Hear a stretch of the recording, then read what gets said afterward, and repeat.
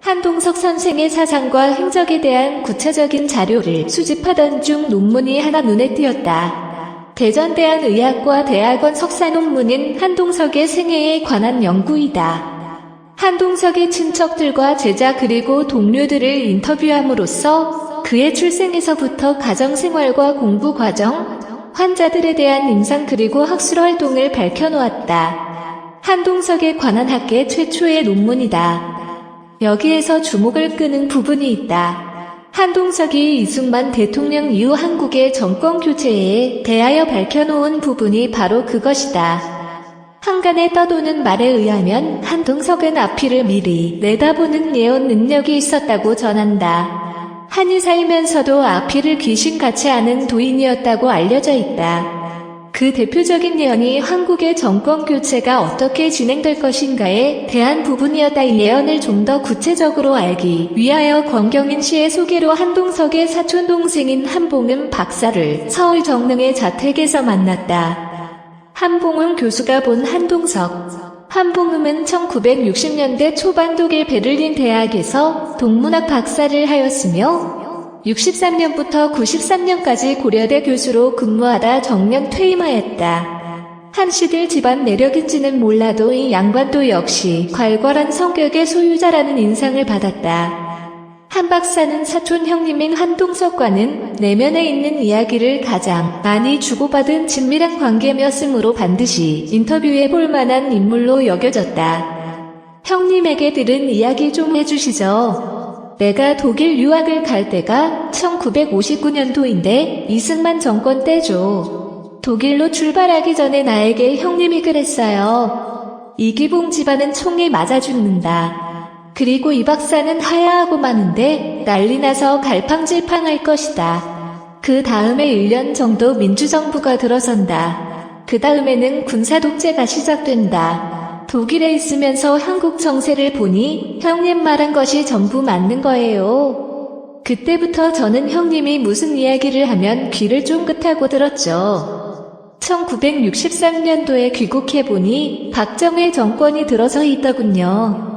박 정권은 어떻게 될 것 같으냐고 형님에게 물었더니 육여사를 포함해서 부부간에 객사한다는 거예요. 그래서 대통령이 어떻게 객사할 수 있느냐고 따져 물으니 누군가가 장난하지 않겠니 하더군요. 총 맞아 죽일 수 있다고 그래요. 그리고 나서 1968년도에 형님은 죽었죠. 이 말을 머릿속에 담은 나는 1970년대에 고려대 총장을 지내던 김상엽 씨와 단둘이 만나 식사할 때마다 대통령은 총 맞아 죽는다고 이야기하고는 했죠.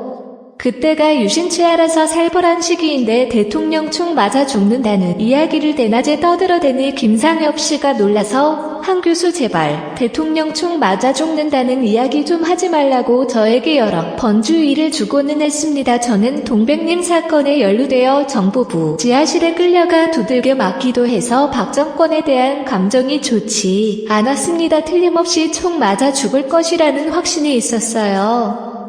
그 밖에 다른 예언은 없었습니까? 박 대통령이 죽고 난 후에 정치적 혼란기가 다시 한번 오게 되는데 이때에도 1년 반 정도의 시간 동안 정치 형세가 서너 번 바뀔 것이라고 했습니다. 무정부 상태를 거친다는 거였죠. 그 다음에 군사독재가 한 번 더 온다는 겁니다. 군사독재 다음에는 군인도 아니고 민간인도 아닌 어정쩡한 인물이 정권을 잡은 다음 근기를 지닌 사람들이 한 10년 정도 정권을 잡는다는 거예요. 지금 생각하니 근기를 지닌 사람들에 대한 양김씨를 가리키는 말이었습니다. 근기 다음 정권은 목기와 화기를 지닌 사람이 연합한다고 했습니다. 목기와 화기를 가진 연합팀이 정권 잡았을 때 비로소 남북이 통일된다는 것이죠. 목기와 화기의 연합이란 누구를 말하는 것이죠? 저도 그것은 확실하게 모르겠어요. 목은 일시성을 가진 사람이라는 게 어렴풋이 짐작되는데 화기를 지닌 인물은 누구를 가리키는지 모르겠습니다. 그래서 저는 올해 대선이 끝나고 나서 다음 정권이 들어서면 그때 총리가 과연 누가 될 것인지를 주의 깊게 관망하고 있습니다. 어찌되었든 목기와 화기를 지닌 사람이 연합해야 피를 안 흘린다. 그리고 이 시기에 통일된다고 했습니다. 형님은 남북이 통일이 이루어질 때 남쪽이 80%, 북쪽이 20% 정도의 지분을 갖는 형태일 것이라고 했죠. 통일이 되려고 하면 남쪽에 약간 혼란이 있다고 했습니다. 혼란이라고 하는 것이 구체적으로 어느 범주까지를 가리키는 말입니까? 전쟁까지를 포함하는 의미입니까? 전쟁까지 갈 것이라고는 이야기 안 했습니다. 그 대신 각종 종교, 사회단체 여기저기서 지도자를 자처하는 사람들이 나타나 사회가 혼란스러운 과정은 거칠 것이라고 이야기했죠. 목기와 화기를 지닌 사람의 기질이나 성격은 어떻게 보았습니까? 형님지론에 의하면 대통령은 목, 화, 기운이 되는 것이 국가에 이롭다고 말했어요. 왜냐하면 목화는 밖으로 분출하는 형이어서 그런 사람이 대통령이 되면 국운이 밖으로 팽창한다는 것이죠. 반대로 금, 수는 수렴형이어서 안으로 저장하고 움츠러드는 경향이 있다는 거죠. 그러므로 내무부 장관이나 중앙정보부장 같은 자리는 금, 수를 많이 가진 인물을 배치해야 하고 상공부나 생산하는 분야는 목, 화를 많이 가진 인물을 배치해야 한다고 보았습니다. 금융 분야는 토기를 많이 가진 사람이 적당하다는 거죠. 금융은 양심적이고 공정해야 할 것 아닙니까? 토는 중립이어서 공정하죠. 이게 오행에 맞춘 인재 배치법이자 용병술이죠. 국가적인 차원의 인재 관리는 오행을 참고해야 한다는 게 형님 생각이었습니다. 2002년 대선 예측, 목과 화의 연합.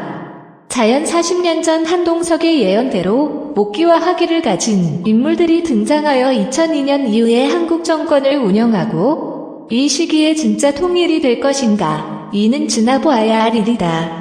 예언이 100% 맞는다고는 누구도 장담할 수 없다. 하지만 이 예언을 밑그림을 깔고 앞으로 전국의 추이를 지켜보는 일도 흥미진진할 것 같다. 한 박사에 의하면 한동석은 6.25를 보는 안목도 특이하였다.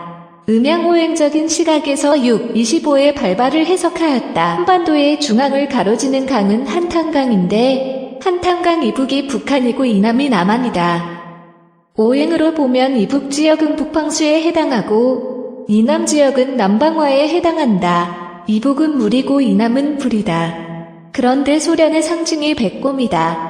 백곰은 차가운 얼음물에서 사는 동물이니 소련 역시 물이다. 중국은 상징 동물이 용이다. 용은 물에서 노는 동물이어서 중국 역시 물로 본다. 이북도 물인데 여기에 소련의 물과 중국의 물이 합해지니 홍수가 나서 남쪽으로 넘쳐 내려온 현상이 바로 6.25다. 대전은 들판이라서 그 홍수가 그냥 통과하고 전주, 광주도 역시 마찬가지로 통과하였다. 그러나 대구는 큰 언덕이어서 물이 내려가다 막혔다. 울산, 마산은 모두 산이어서 물이 넘어가지 못했다. 부산은 불가마이니 물을 불로 막을 수 있었다고 한다. 경상도가 6, 25의 피해를 덜 본 이유는 이 때문이다. 그 밖에 예언을 간추려보면 2010년을 분기점으로 해서 임신하기 어려울 것이라고 전망하였다. 그러니까 그 전에 될 수 있으면 아이를 많이 낳아야 한다고 주장하였다. 그리고 앞으로는 딴따라 세상이 될 것이라고 하였는데 그 말 또한 그대로 되고 있다. 한동석은 1963년 1월부터 자신이 오래 살지는 못할 것이라고 예견하였다. 자신의 죽음이 자신의 생시인 6월 8일 음력 인시에 닥칠 것이라고 내다보았다. 그 생시를 넘긴다면 자신이 더 살 수 있을 것이나 아무래도 그것을 넘기지 못한다고 보았다. 그는 스스로 본인의 이러한 운명을 극복하기 위하여 계룡산으로 내려가 보기도 하였으나 결국 자신의 예견대로 6월 8일 축시에 사망하였다. 2시간 정도만 견디면 인시를 넘길 수 있었으나 자신의 생시를 코앞에 두고 그만 마지막 고비를 넘기지 못하고 임종한 것이다. 가족 문제도 그렇다. 생전에 본인이 죽고 난 뒤 온 식구가 거지가 되어 거리에 나앉을 것이라며 대성통곡한 적이 있었다고 하는데 과연 본인의 임종 후 가세가 기울어 인사리터동 집을 비롯한 가산을 팔고 가족이 흩어지는 시련을 겪었다. 그런가 하면 우리나라 국토에도 변화가 생긴다고 보았다. 한반도 남쪽이 물에 잠기는 반면 서쪽 땅이 2배쯤 늘어난다고 예언하였다. 지금 생각해보니 남쪽 지방에 물이 잠긴다는 말은 댐이 들어선다는 말이었고, 서쪽 땅이 2배 늘어난다는 이야기는 서해안의 간척 사업이 활발하게 진행된다는 사실을 의미하였다는 것이 한 박사의 수레다. 한동석은 이처럼 탁월한 한의학자이면서도 동시에 앞이를 내다보는 예언자로서의 면모를 아울러 가지고 있었다.